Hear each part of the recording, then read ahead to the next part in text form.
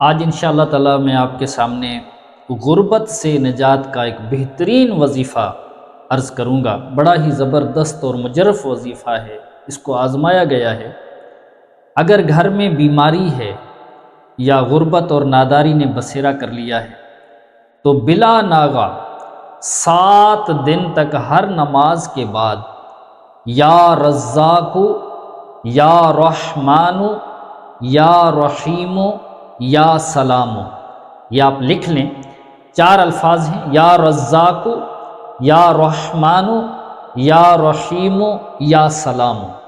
یہ 112 بار پڑھ کر دعا کیجئے، انشاءاللہ بیماری، تنگ دستی اور ناداری سے نجات حاصل۔